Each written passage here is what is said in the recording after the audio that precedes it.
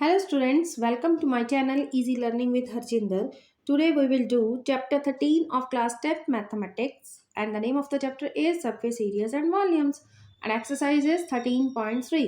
इससे पहले हमने एक्सरसाइज 13.3 के क्वेश्चन नंबर 7 तक वीडियोस को कंप्लीट किया है और अगर आपको मेरी वीडियोस अच्छी लगे तो प्लीज़ स्टूडेंट्स मेरी वीडियोस को लाइक शेयर और मेरे चैनल को सब्सक्राइब करना।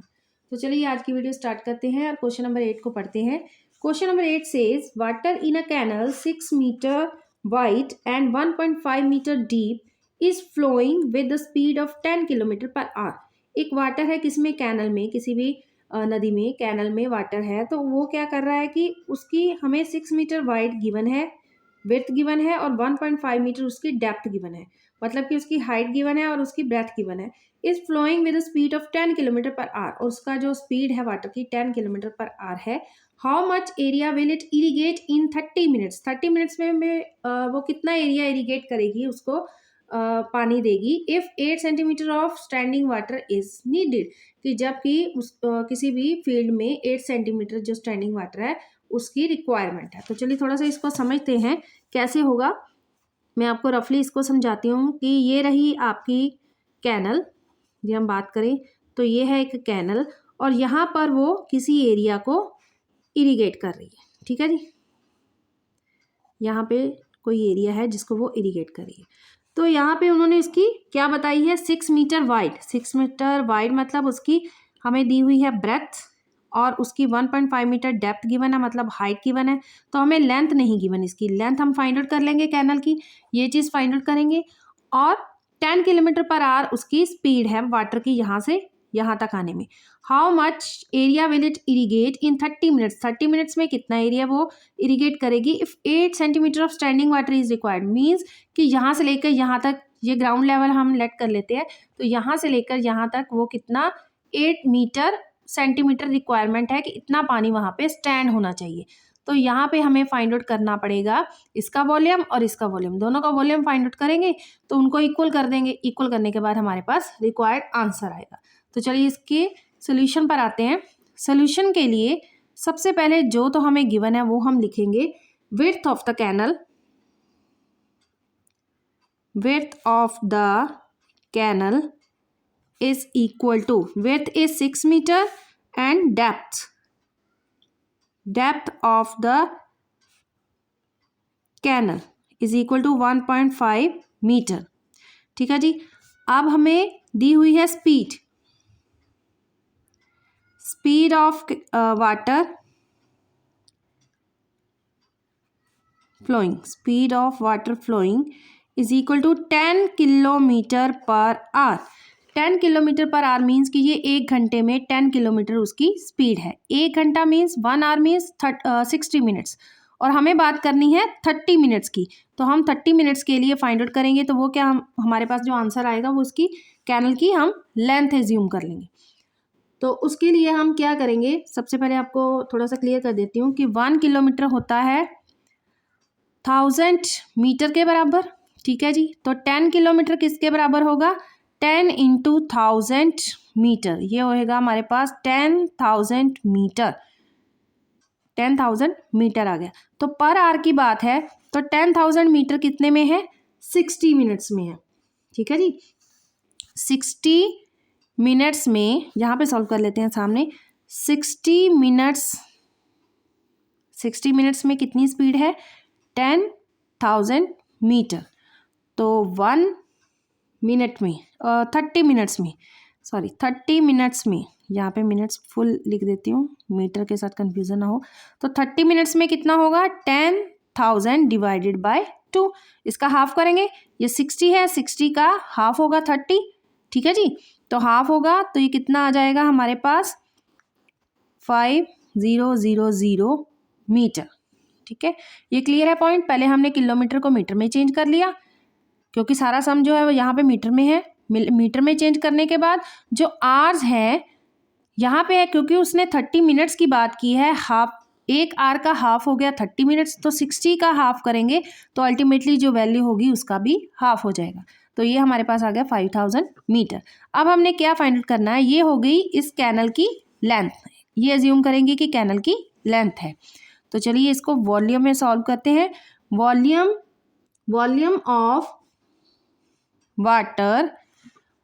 Of water flows out of canal. कितना वाटर फ्लो कर रहा है उसका हम फाइंड आउट करेंगे तो क्या होती है, length into breadth into height होती है, length into breadth into height.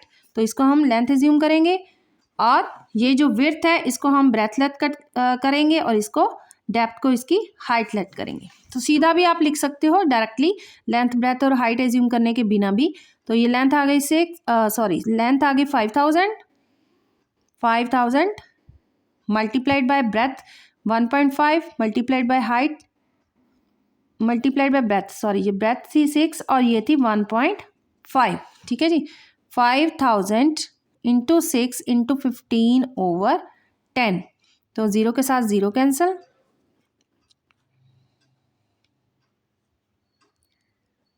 ये हमारे पास आ गया 45,000 मीटर क्यूब। ये आ गया volume of water flows out of the canal. क्योंकि ये वाला जो वाटर है सारा यहाँ पर आना है, इसने इस एरिया को इरिगेट करना है और इसकी हमें हाइट बताई है, तो हम ज्यूम करते हैं कि ये भी क्यूबाइड शेप में होगा। तो इसकी हाइट हमें गिवन है कि इतना वाटर इसमें स्टैंड होना चाहिए, वो है सेंटीमीटर में गिवन। तो हमें उसको भी चेंज करना पड़ेगा, सेंटीमीटर को हमें पहले मीटर में चेंज करना पड़ेगा और उसके बाद हमें फाइंड आउट करना पड़ेगा इसका एरिया इरिगेटेड। वो कैसे निकलेगा, इसका भी हम वॉल्यूम निकालेंगे। ठीक है जी, इसके बाद हमारे पास हमें गिवन है 8 centimetre of standing water is needed. Height of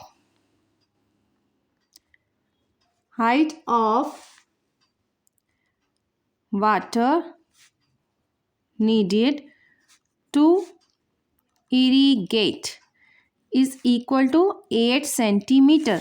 तो 8 सेंटीमीटर को हम मीटर में चेंज करेंगे तो 1 centimetre is equal to 100 1 metre is equal to 100 centimetre. और क्योंकि हमने सेंटीमीटर को चेंज करना है तो 100 centimetre is equal to 1 metre और 1 centimetre is equal to 1/100 metre. 8 centimetre की बात करेंगे तो 1/100 into 8 metre. It means 8 centimetre को हम मीटर में चेंज करेंगे तो हमारे पास कितना आ जाएगा, 8/100 मीटर। तो हम सेंटीमीटर की जगह इसको चेंज कर देंगे मीटर में, तो 8/100 मीटर हमारे पास ये वैल्यू आ जाएगी height of the water needed to irrigate. ठीक है जी, ये आप रफ काम में भी कर सकते हो क्वेश्चन में। तो उसके बाद हम फाइंड आउट करेंगे एरिया इरिगेटेड। एरिया इरिगेटेड कैसे आएगा हमारे पास, ये देखिए,